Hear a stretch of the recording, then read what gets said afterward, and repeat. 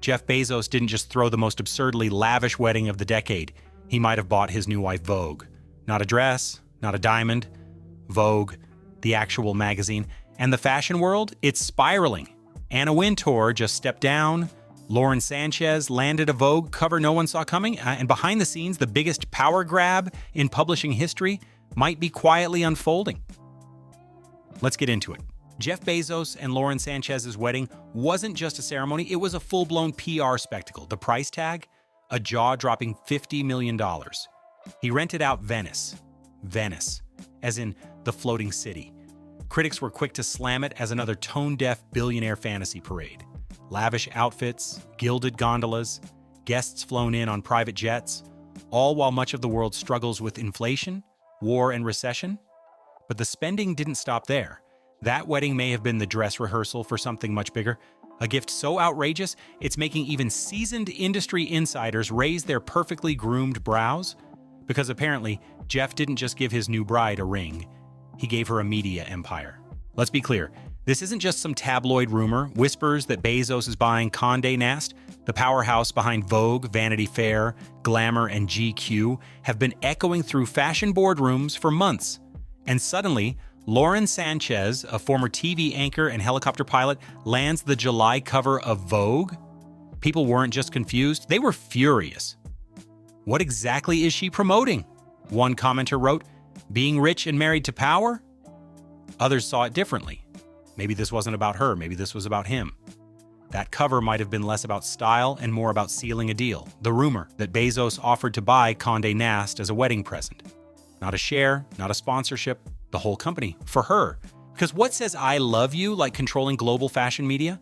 And then, just days later, Anna Wintour, the ironclad icon of fashion journalism, stepped down as editor-in-chief of American Vogue. After 37 years, no big farewell, no grand tribute, just gone. She claims she's staying on in a global role, but the timing is too perfect to ignore. Anna is Vogue. She's not someone who leaves quietly or suddenly. So when she hands over the most powerful chair in fashion, just as Lauren Sanchez is rumored to be taking the reins, people start asking questions. Did Anna walk, or was she pushed?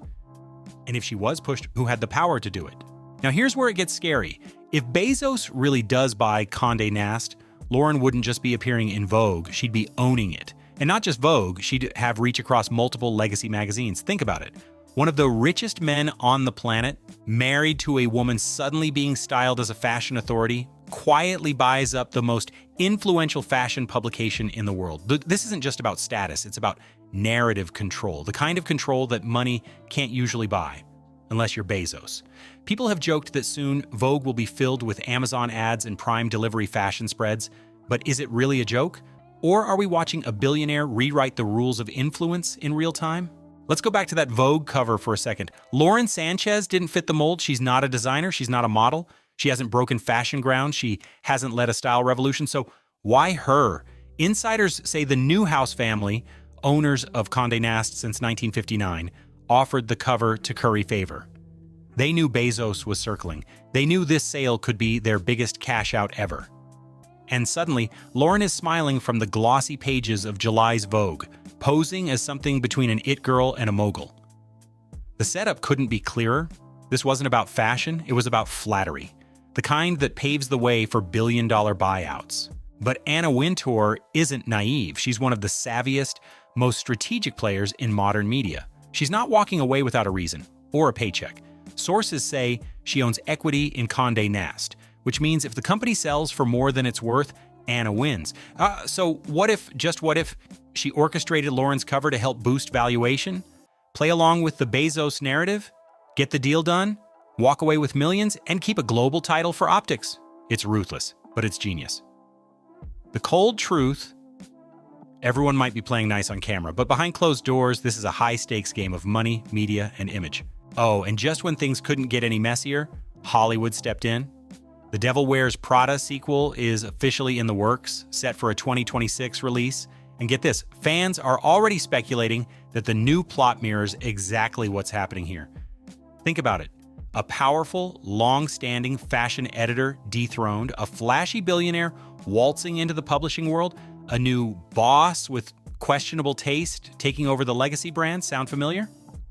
Rumors say the writers have been inspired by real-world events, because really, why not? This whole situation already feels like satire. Rich man buys fashion empire for his plastic surgery perfect wife. It's practically a script already. The internet has spoken, and they're tired. Tired of billionaires playing God with culture. Tired of watching ultra-rich couples treat legacy institutions like personal playgrounds. The $50 million wedding was already a hard pill to swallow, but Vogue, that's where people drew the line. Rosie O'Donnell didn't hold back. She said watching all the billionaires gather in Venice turned her stomach. The devil is smiling at all his conquests, she said. Others echoed the sentiment. That Vogue cover, Lauren's surgically polished smile beaming across newsstands, felt like the final straw. Even Mariah Carey, the queen of glam, took a subtle dig. When asked about the wedding, all she said was, "I wasn't there." Which, if you know Mariah, that says everything. It was giving "I don't know her" energy. And that's worse than criticism, it's dismissal. The public mood is shifting. What once felt aspirational now feels repulsive. Watching Bezos flex his money by dropping his wife into the editor's chair of Vogue? It's not just tone-deaf, it's dystopian. Here's the part that should really worry you. Jeff Bezos already owns the Washington Post, one of the most influential newspapers in the US. That deal marked the end of a family dynasty and the start of a new era.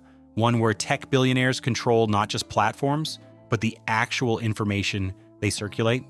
Now imagine that same man controlling the narrative of fashion, celebrity culture, trends, beauty standards, lifestyle coverage, and everything else Condé Nast touches. It's not just about Lauren, it's not even about Anna, it's about access, influence, optics.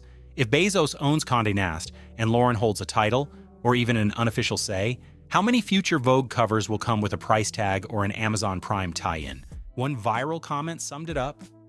Soon every issue of Vogue will come with free shipping. Funny, until it's not. Because we're not just talking about glossy photos and designer dresses anymore. We're talking about soft power, about narrative control, about who decides what's beautiful, what's relevant, what's worth celebrating, and what gets erased. And once that power shifts into the hands of the ultra-wealthy, it rarely shifts back. Now, to be fair, reps close to Bezos have denied the rumor. They've called the idea of buying Condé Nast totally untrue. But isn't that exactly what they'd say? Because here's the thing. Rumors don't spread like this unless there's smoke. And in this case, there's practically a wildfire. From Lauren's out-of-nowhere Vogue cover to Anna's sudden step-down to the quiet business shakeups behind the scenes, this story doesn't feel accidental, it feels orchestrated. Maybe Bezos didn't buy Vogue. Maybe he just shook it hard enough to make it spin. Maybe Lauren won't be named editor-in-chief tomorrow, but the mere idea of it has already shifted public perception. It's already made people question who controls the media, who decides what's fashion, and how much longer legacy institutions can stay pure when billionaires keep knocking. So here's the question you should really be asking yourself. What happens when the richest man in the world decides your culture is for sale? Because whether it's fashion, journalism, or even taste, at some point it stops being about talent or timing, and it starts being about who can write the biggest check, and Jeff Bezos, he's got a lot of checks left to write. Let me know what you think. Is this whole Vogue situation a media myth, or are we watching the rise of a new kind of power couple? One where money doesn't just talk, it rewrites the narrative? Drop your thoughts in the comments. Hit that like if you want more breakdowns like this, and subscribe if you're keeping your eye on the rich, the powerful, and the wild ways they're reshaping the world.